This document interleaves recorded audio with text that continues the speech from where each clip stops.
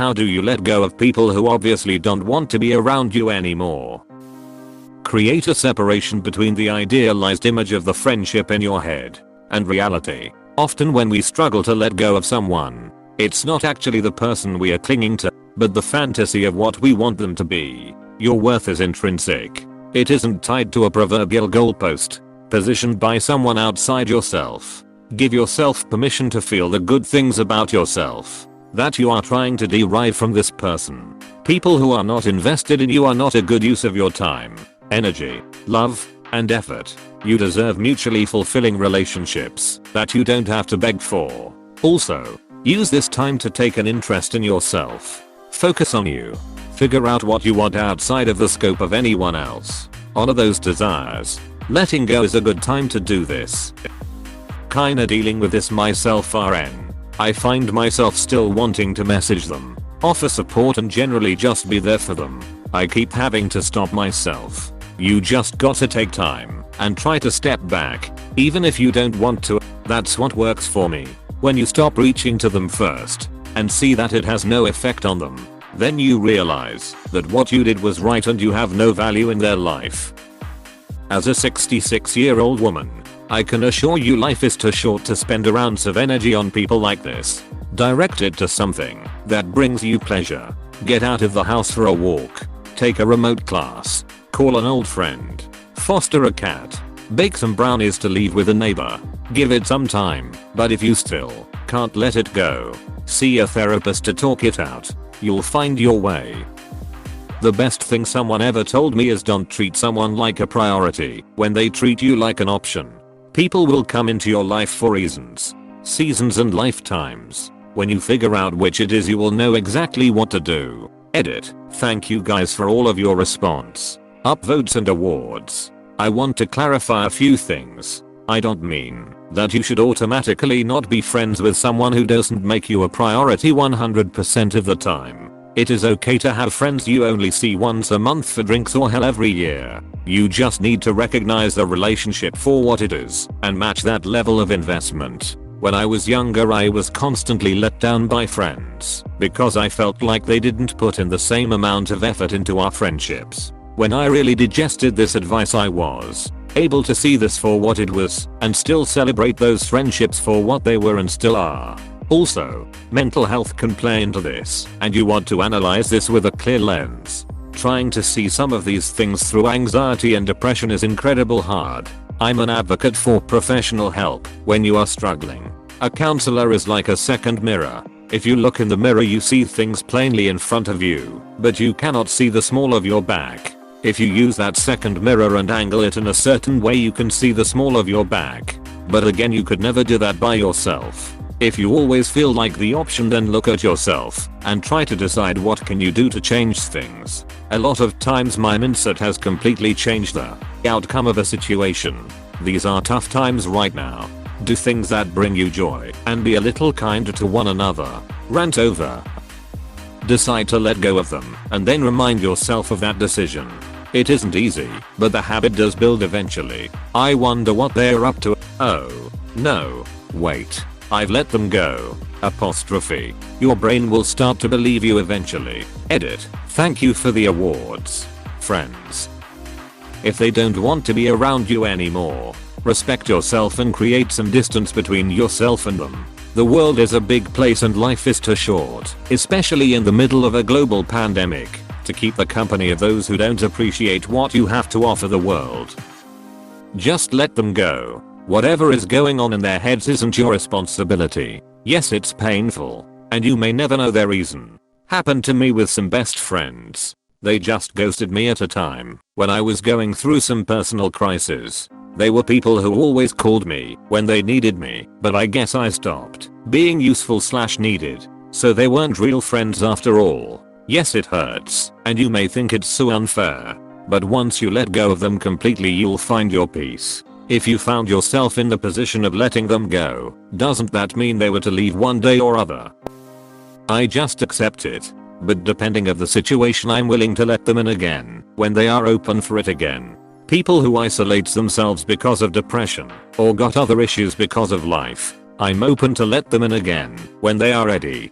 But people who tells you they got cooler people to hang with and treats you like air and freezes you out, I flat out ignore those people. I guess if you are around age of 16 it can hurt that more for some people where friendship feels like the world. Just accept it, even if it can be hurting or frustrating.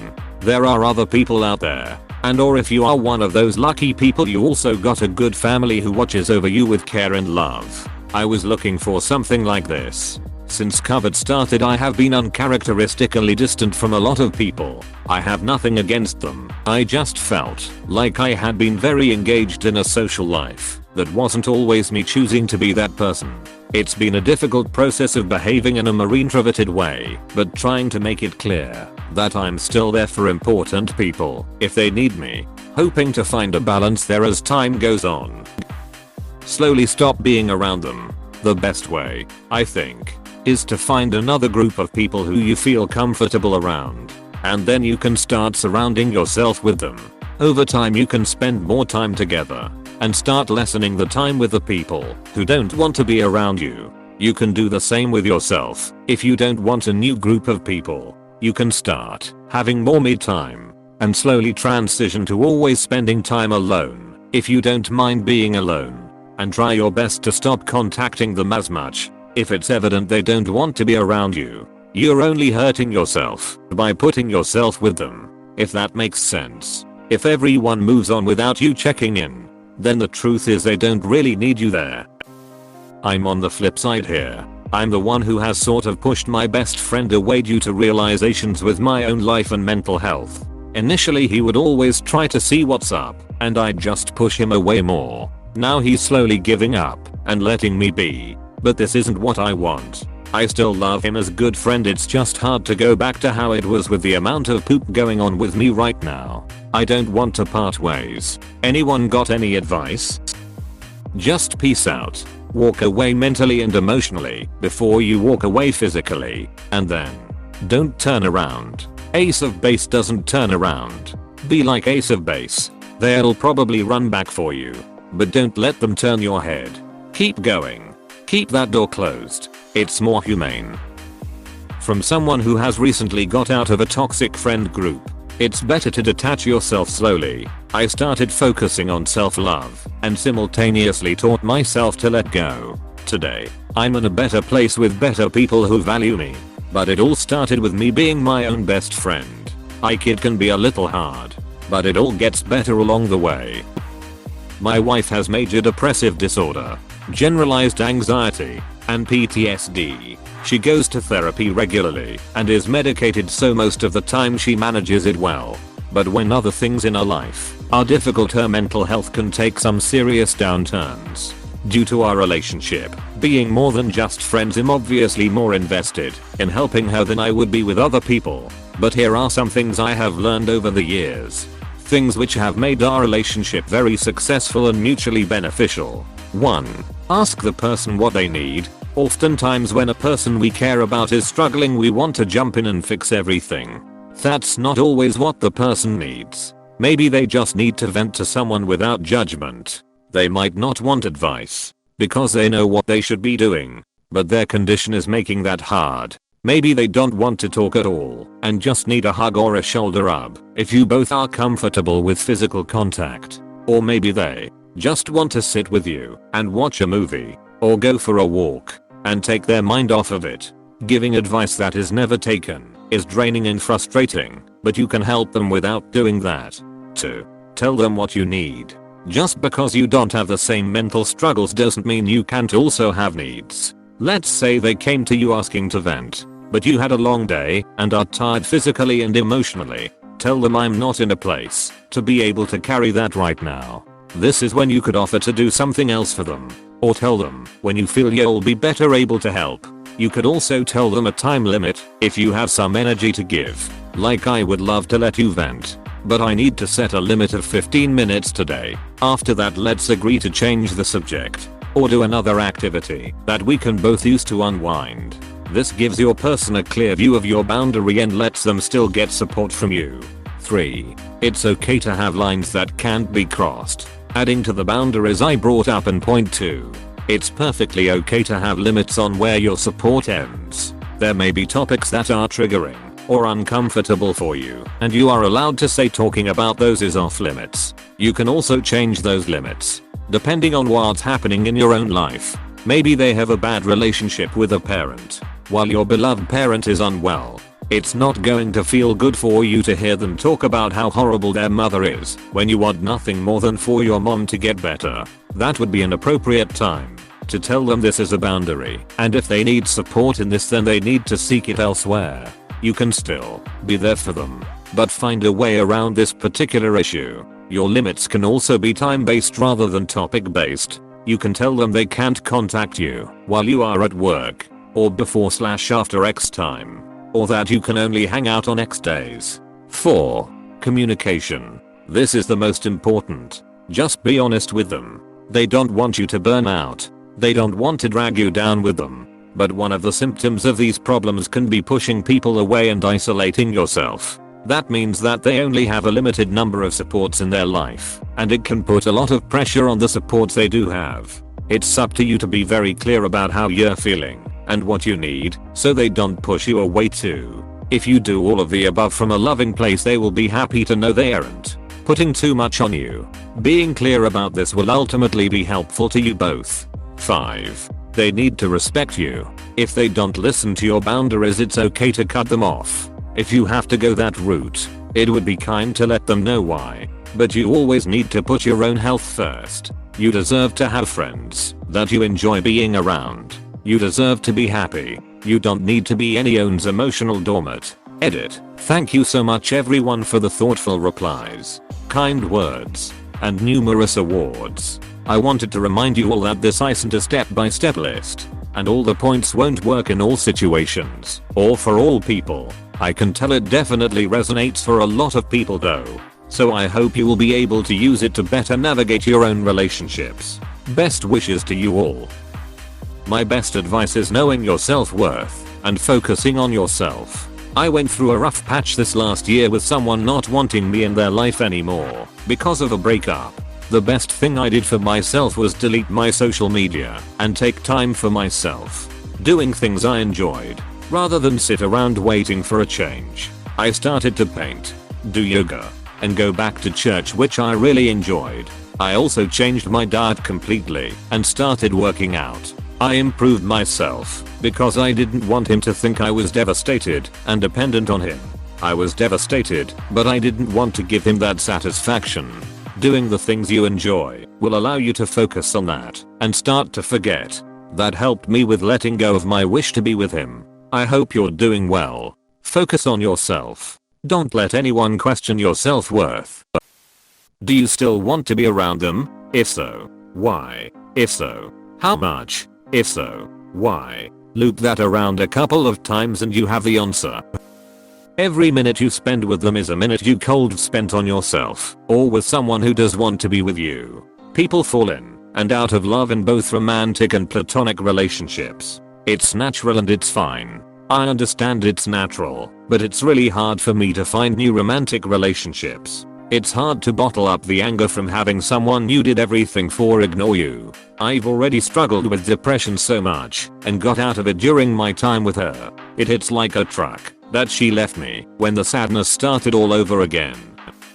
You make yourself your priority. If someone doesn't want me in their life, it's their loss. You can't and shouldn't want to control someone else's life and their choices. We all choose how long we are in each other's lives and for how long.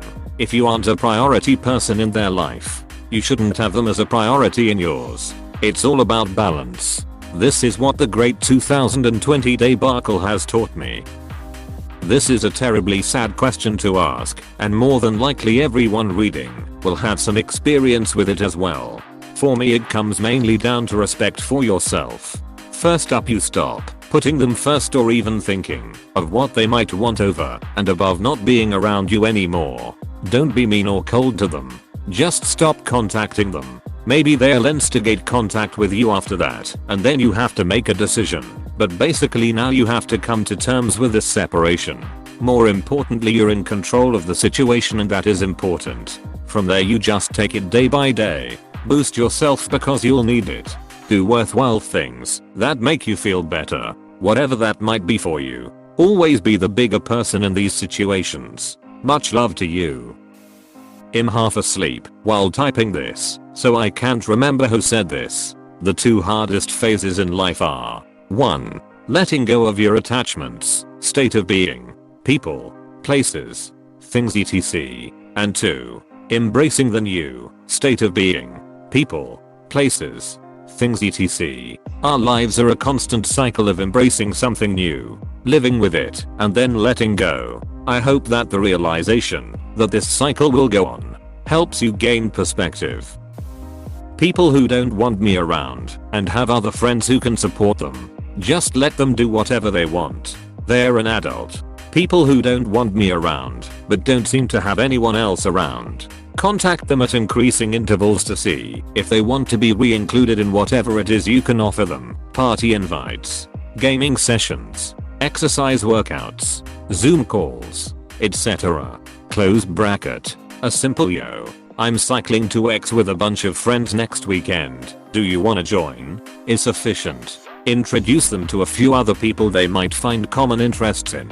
This is my favorite answer so far, since it has a bit of nuance. You never know why someone might be distancing themselves from you. They could be spiraling into depression and take something small, like you going somewhere without inviting them as a sign that you don't like them anymore, and probably never liked them to begin with, and were just hanging out because you felt bad for them.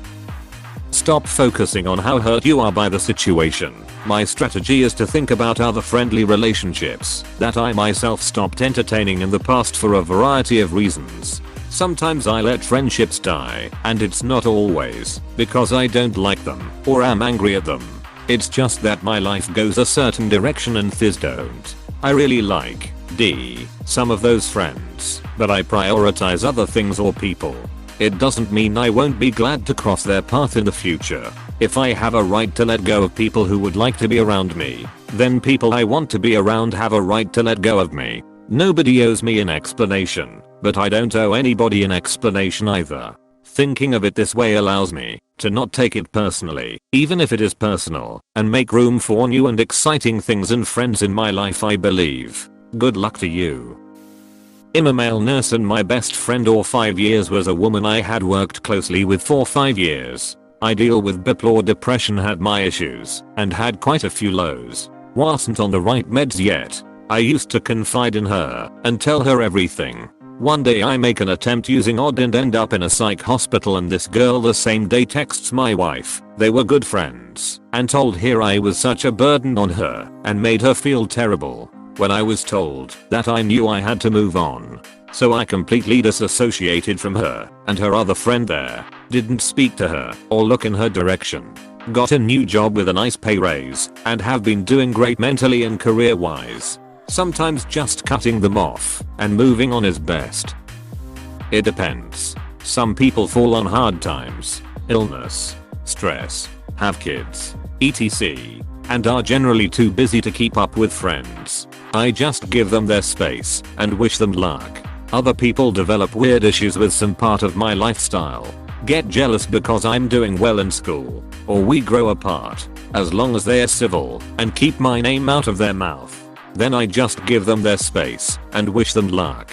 One day they might grow up and come around, and since they didn't try to do any damage, then no harm, no foul. Lastly, there are people who are two-faced poop lords who try and spread bad news about me, make up lies and rumors, and try to get my good friends to go against me. I just give them their space and wish them luck.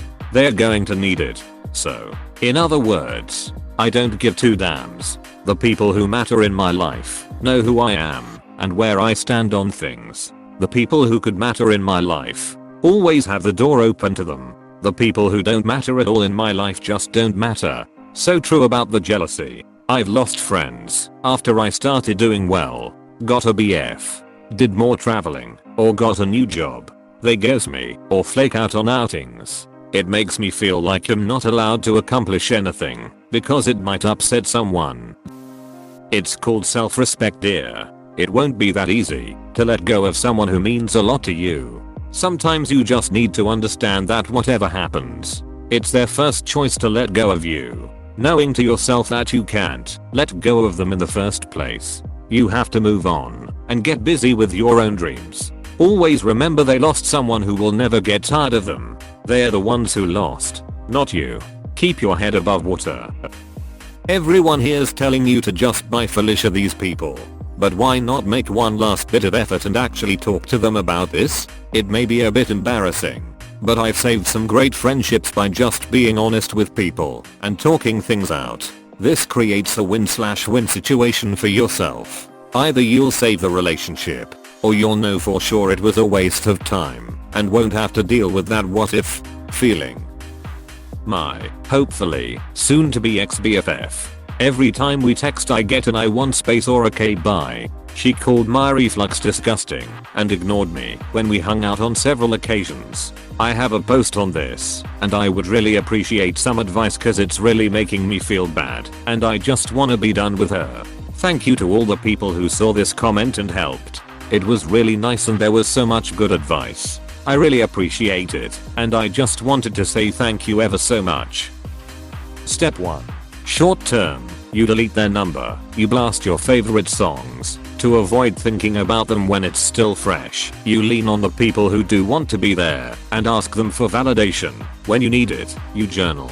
Step 2. Long term. You get a therapist. Our brains seek to find relationships with dynamics that validate the beliefs we already have about ourselves and others. So if your parents or family didn't prioritize you, or you felt left out, you'll likely be attracted to the kind of person who will do the same, or to the kind of person who will need you so codependently you'll find yourself being the one who doesn't make them a priority. Other example, your parent is critical and does everything for you growing up. When you grow up, it's not uncommon to be in relationships where you do very little, where your partners take care of you until they feel the need to critique your lack of initiative, or you may grow up to be critical of others and of yourself. You internalize the dynamic, not just the role. You cannot control who you're attracted to, but you can use logic to steer yourself away from these things we are pathologically attracted to in our brain's effort to process the world as it knows how. A therapist can help you work through your thoughts and provide some accountability so this pattern doesn't continue.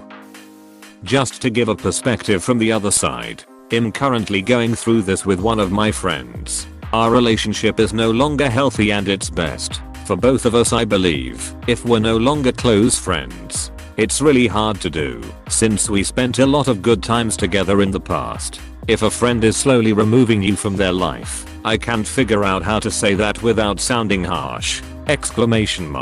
Then just respect that it may be hard for them too, and that the issue could be nothing to do with you at all. I hope that helps.